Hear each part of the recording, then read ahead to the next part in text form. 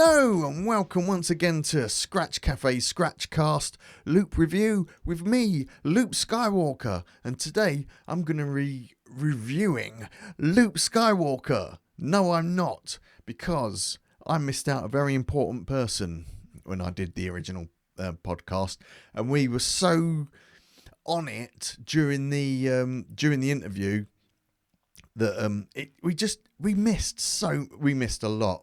There's so much we missed, but I'm gonna try and redeem myself today by giving some props to the guy that I missed out, who's a massive important part, and it might answer some questions as well, because this guy he used to be a porn star. No lie. And he was called Mr. Lob-on. And then when he become a DJ, you know, when we got the the lobster pinches going on when we were scratching, he become Mr. Lobster. So big ups Mr. Lobster. He's on the Bionic Stylus t-shirt. And where can I start with Mr. Lobster? I met him at work and he was wearing a Vestax t-shirt. We just got it was the perfect icebreaker, and we went on to do tons and tons of stuff. Like we were called before Bionic Stylus the Alien Scratch Bastards, and we did actually enter the very first DMC Team Championships, the UK ones, and we got invited down to the finals, and unbelievably and unfortunately, more likely is the unfortunately bit, my poor wife was rushed to hospital on the night before, so we didn't go, but we found out it was a false alarm, which was set up by the Scratch Perverts, the Steel Devils, Random and his mob, and the Enforcers. They all knew we were coming down, and basically they shat it and went, we ain't going up against them bad boys. So that's my version, and it won't hold up in court. And also, Mr. Lobster was partly responsible as well for the very first ever World Series Turntable Championships, and the second and the third. We basically launched a DJ competition and said, whoever wins this is the official online world champion. And people listened, and we had massive a mad influx of DJs entering our competition, and it weren't no joke either. We had Vajra was the very first world champion, then we had I Emerge, and the very last one was Uncut. And big shouts out to Tobias Renstrom out over there in Sweden that did all the web work for that. It was amazing. Tobias used to run a competition called Slick Beats. It was like a league basis thing, and that was awesome. That was really awesome.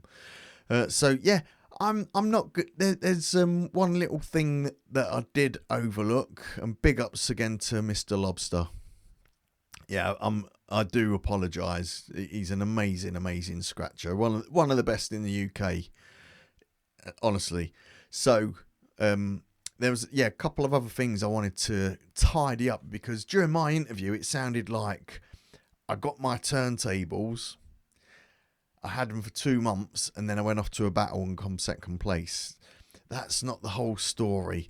So of course I didn't have turntables, but I had a turntable which was belonged to the family, one of them music centre things that had a tape recorder. It was a flat one, it wasn't a stacker, it was just like a record player there, a tape deck there, you know, and I learned to scratch for about 3 years on that. I used to just like plug a radio in and just scratch along to things. So yeah, I wasn't like a 2 month guy that had just you know, had decks and then went straight in and was aiming for world domination. That's when I watched it back, I was like, yeah, I didn't articulate that very well. So yes, I had been scratching on things that weren't meant to be scratched upon. The next one, which was a question from Oliver, that fucking, it totally, he said it went into my brain and then it left my brain and I went on to something totally different. And he raised a very, very interesting point, was about the development of scratching. So he had a theory that the record control hand used to go that fast on like when you were scratching that the needles would jump and bounce off. And so he wanted to ask like the older school if that's one of the progressions, that because we used to move the record so fast, maybe the needle would jump off. Maybe that led to the faders being used a lot more, and you know, the focus was more on the faders. And I really apologise for not recognising that as a question. I thought it was a statement, but when I watched it back, it was a question, and he wanted our view. My view on that is that, like I just said, I had a turntable that wasn't for scratching. It was for playing music to your family around while you're toasting marshmallows by the fire, gas fire. No. Anyway, so yeah, we developed a style back in the day where you didn't put hardly any pressure. It was all like from the wrist. You know, you have to like really lightly move a record and try and do it as quick as you can. And then when you got Technics, you could throw bricks at it. You could put, yeah, have some of that. You know, there was just no way. So, yeah, I don't think it developed from the needle jumping, because like most people would have started on belt drives, and you had to have the lightest touch on those belt drives.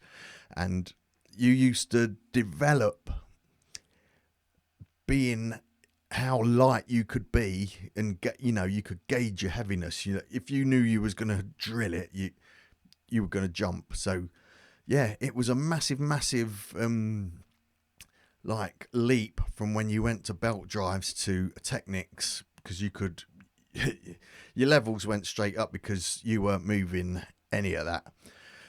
So yeah, I didn't really want to review my own. So what I did was I got hold of Random, because we all know there's a segment of What Does DJ Random Think? And unfortunately, I wasn't about, so he left me a message. I'll just cue the message up for you. But yeah, bless him, and big ups to DJ Random for doing this. But yeah, this is what I'm going to play out with, because it's no good me reviewing myself. So I thought, a person that, you know, he's a good friend, he's going to give me a fucking lovely little review. And yeah, let's just see how that went. Hi, it's Loop Skywalker. Sorry I can't take your call at the minute. I'm busy in the shower washing my massive 19-inch dongwanger. So yeah, if that's you, Random, I'll get back to you as soon as possible. If it's you, Mum, sorry about the dongwanger bit. I am the incredible DJ Random, and you aren't. If you want to see a personal journey from obscurity to greatness, a journey of how turntablism absolutely turned someone's life upside down and made them a greater person with a stunning reason to live, then I really wouldn't bother watching this. I'd probably just go to the pub or something. Yeah, so cheers for that, Random.